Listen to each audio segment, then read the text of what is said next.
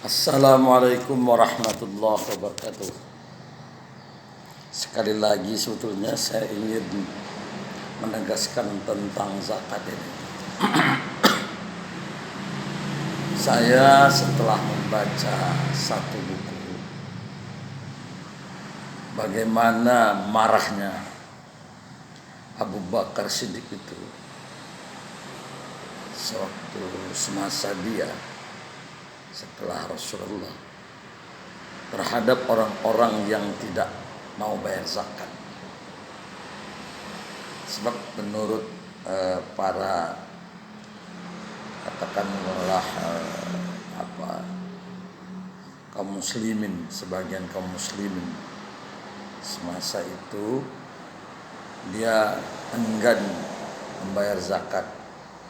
Dia sebut zakat itu hanya pada zaman Rasulullah. Nah, sampai Abu Bakar Siddiq ini karena marahnya ingin memerangi mereka-mereka yang yang enggan membayar zakat.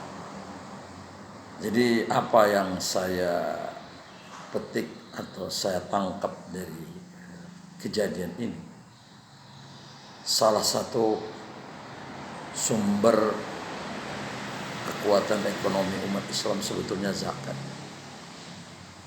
Pada awalnya kan kita lihat zakat itu untuk memberi bantuan berupa uang, berupa makanan kepada fakir miskin. Tetapi kita lihat ayat-ayat lain, Allah dalam surah Al-Baqarah itu banyak kali menceritakan, menyampaikan kelebihan-kelebihan infak. Bahkan keterangan ulama kalau sholat, puasa itu kan pada jasad kita.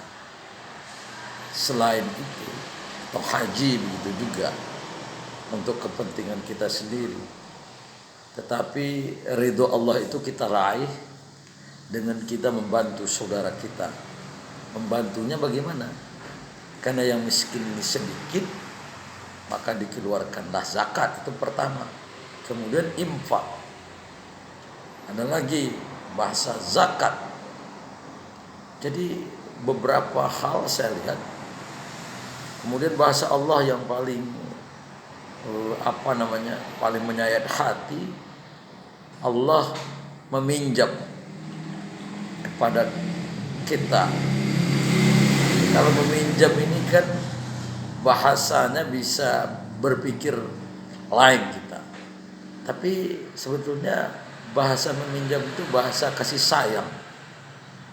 Tak ubahnya kita sudah belikan anak-anak kita rumah atau mobil ya.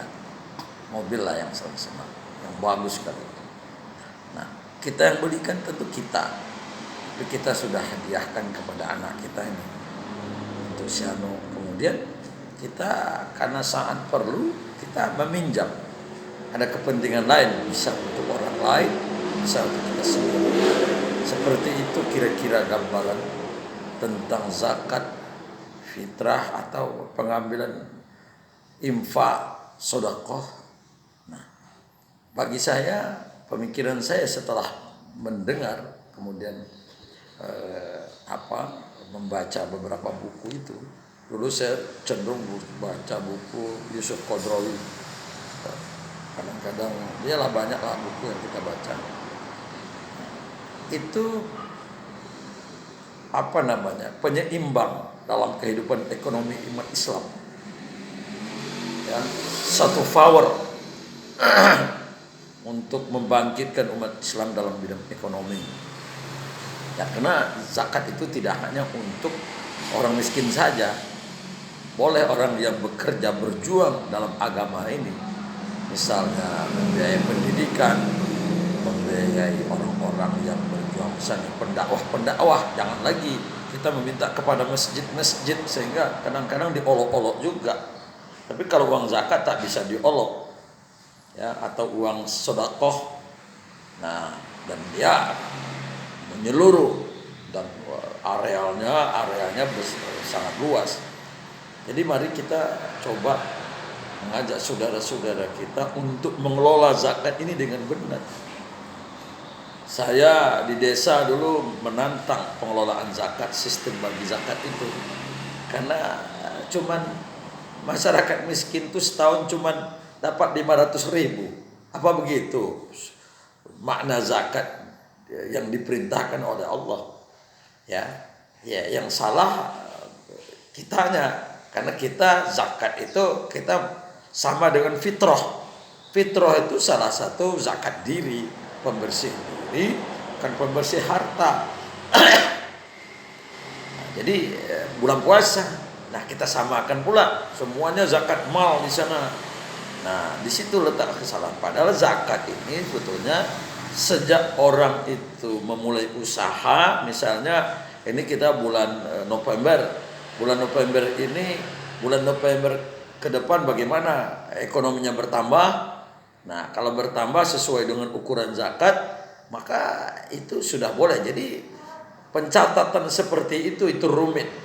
Nah, tetapi baik saja kita mulai, ya, selain dari pencatatan zakat, pengambilan infak, itu lillahi ta'ala kerjanya. Insya Allah saya yakin, tetapi pola pembagian lagi yang kita modernkan. Nah, benar-benar jangan timpang. Nah, itu insya Allah zakat itu akan kuat sekali sebagai katakanlah sumber kekuatan ekonomi umat Islam. Bisa juga. Jadi mudah-mudahan saya terketuk, tapi tidak ada power. Dari dulu saya ingin mengajak ustadz-ustadz ini untuk mengelola zakat ini dengan baik.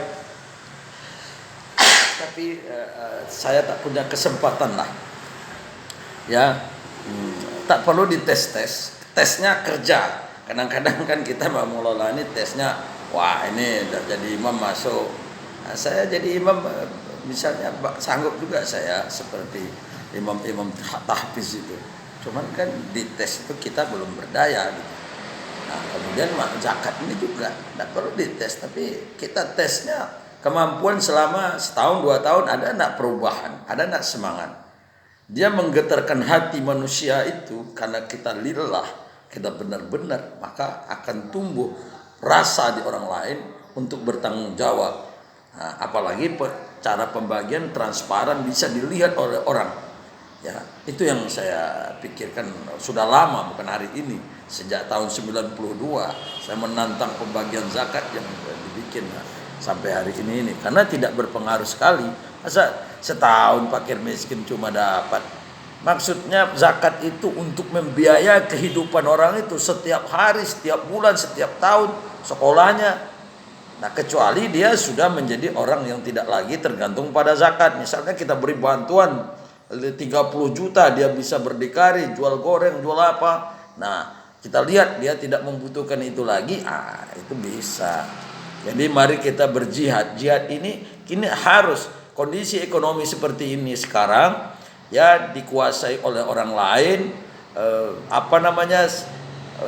orang-orang yang bermodal ya sesuai dengan sistem ekonomi yang ada liberal, kapitalis. Dia adalah sekarang Indomaret yang menguasai kita, mau tak mau belanja di sana. Orang Islam tak dapat lagi berdagang karena sistem ekonomi begini, ya orang yang bermodal lah. Nah, maka untuk itu umat Islam harus punya kebijakan berani, jangan hanya sekedar berdakwah, mencerita di depan masjid itu kemudian dibayar. Malu kita sebagai ulama. Saya makanya dari tahun 88 sudah mendakwah, tapi saya dibayar-bayar tuh malu. Makanya saya pengen bahwa itu dilakukan dengan sistem yang baik. Nah, sehingga kita melihat umat Islam itu punya wibawa. Ya, baik ustadznya, kadang-kadang ustadz ini dicaci juga oleh masyarakat itu. Ya, seolah-olah apalagi Covid kemarin saya dengar seolah-olah ustadz ini kalau tidak ada ceramah tidak hidup. Kan kayaknya hina di depan masyarakat. Tapi saya itulah makanya tak mau lagi populer dulu pendakwah saya.